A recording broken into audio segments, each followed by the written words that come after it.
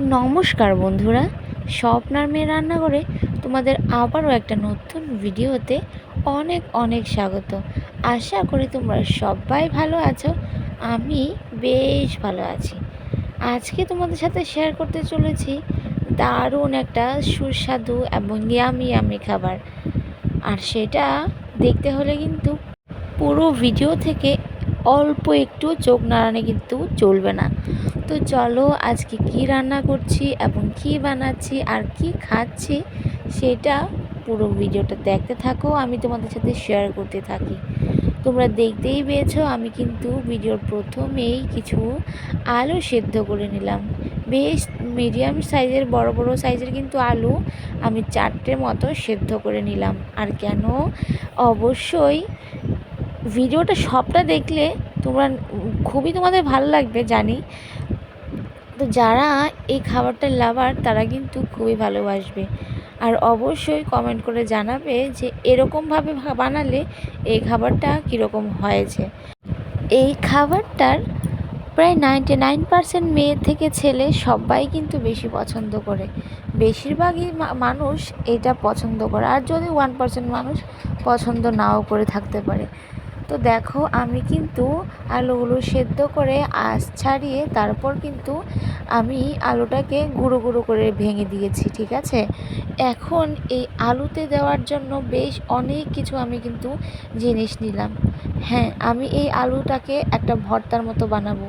আর সেই আলুটাকে আমি ভর্তার মতো বানানোর জন্য নিয়ে নিয়েছি পেঁয়াজ, নিয়ে নিয়েছি কিছু কাঁচামরিচ, নিয়ে নিয়েছি কিছু শসা, আর নিয়ে নিয়েছি কিছু ধনেপাতা।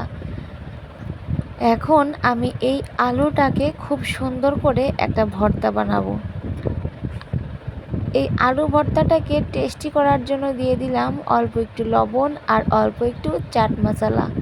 এখন সব কিছু দিয়ে আমি ভর্তাটাকে যতটুকু পারি, হাতে যতটুকু জোর আছে ঠিক ততটুকুই কিন্তু আমি মেখে ভর্তাটাকে আরও ভর্তা বানিয়ে দেব। হ্যাঁ, আমি কিন্তু এই ভর্তাটাকে আরেকটু টেস্টি বানানোর জন্য অল্প একটু ভুজিয়া দিয়ে দিয়েছি, যেটা দোকানের কিনা ছিল। তো দেখো আমি কিন্তু ভর্তাটাকে ভালো করে মেখে খুব সুন্দর করে একটা ভর্তা বানিয়ে নিলাম, ঠিক আছে।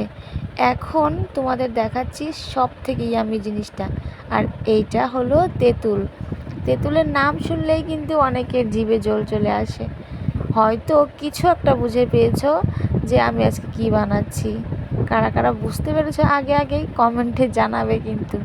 তো আমি অল্প একটু তেঁতুল নিয়ে নিয়েছি, তারপর অল্প একটু গরম জল দিয়ে তেঁতুলটাকে ভিজিয়ে দিয়ে দিলাম তেঁতুলের মধ্যে 1 চামচ চিনি, 1 চামচ লবণ আর অল্প একটু লেবুর টুকরো।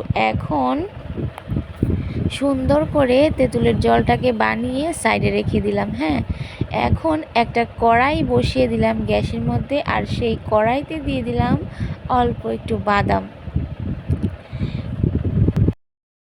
বাদামগুলোকে ভাজার সময় আমি অল্প একটু লবণ দিয়েছিলাম, সেটা আমি তোমাদের দেখাতে ভুলেই গেছি, ঠিক আছে। তো দেখো আমি কিন্তু লবণ দিয়ে বাদামটাকে ভালোভাবে নাড়াচাড়া করিয়ে ভেজে নিয়েছি। এখন একটা থালায় নামিয়ে বাদামের আঁশগুলো ছাড়াতে শুরু করলাম।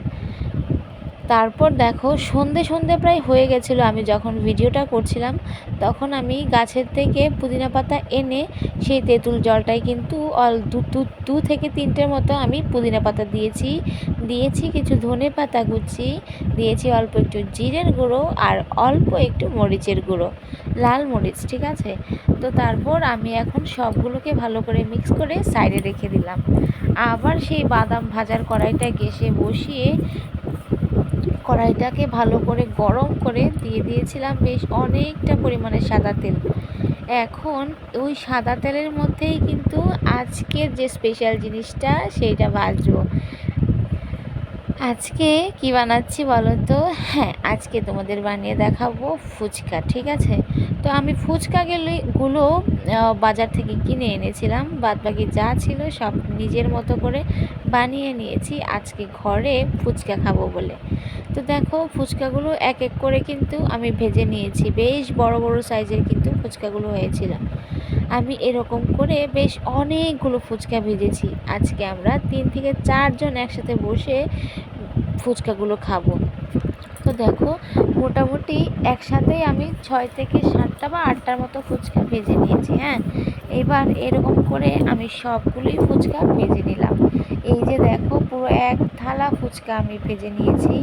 আর ফুচকার সাথে আমি কিছু ইনগ্রিডিয়েন্টস নিয়েছি, অ্যাড করব খাওয়ার মধ্যে অ্যাড করব, ঠিক আছে। নিয়েছি ভুজিয়া, নিয়েছি শসা কুচি, বাদাম, সস, আর নিয়েছি এদিকে পেঁয়াজ কুচি। তো চলো আর দেরি না করে এবার খাওয়া শুরু করা যাক। দেখো, খাওয়ার জন্য আনলাম, আর একজন মোবাইল নিয়ে ফটো তোলার জন্য ব্যস্ত, ঠিক আছে। তো দেখো, আর দেরি না করে কিন্তু সহ্য হচ্ছিল না যে কখন খাবো, মানে মনটা মানছিলই না, ঠিক আছে। তো দেখো, আমার বরমশাই কিন্তু খুব স্টাইল করে একটা ফুচকা তোমাদের বানিয়ে দেখাচ্ছে। প্রথমে ফুচকাটাকে একটু ভেঙে ফুচকাটা একটা জায়গা করে নিয়ে নিল। তারপর দিয়ে দিল অল্প একটু আলুর ভর্তা, যেটা আমি খুব স্পেশালভাবে বানিয়েছি। তারপর দিয়ে দিল অল্প একটু ভুজিয়া।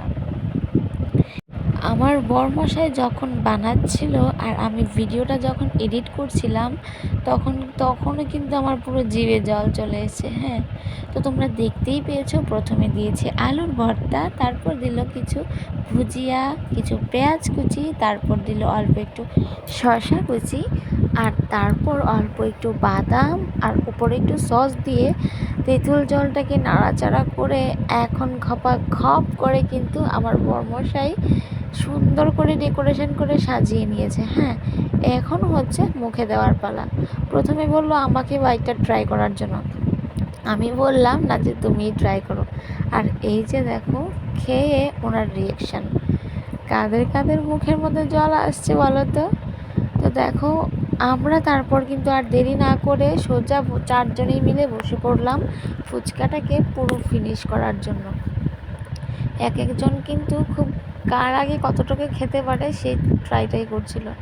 তো অলমোস্ট খাবারটা কিন্তু কমপ্লিট। তোমাদের কীরকম লাগলো জানিও কিন্তু। তো আজকের জন্য এখানেই বিদায় নিচ্ছি। সবাই ভালো থাকো, সুস্থ থাকো, আর অনেক অনেক হ্যাপি থাকো, এবং নিজেদের পরিবারকে নিয়ে অনেক অনেক খুশি থাকো। আর সব থেকে ইম্পর্ট্যান্ট, নিজেদের মনের যত্ন নিও। আজকের জন্য এখানেই বাই বাই।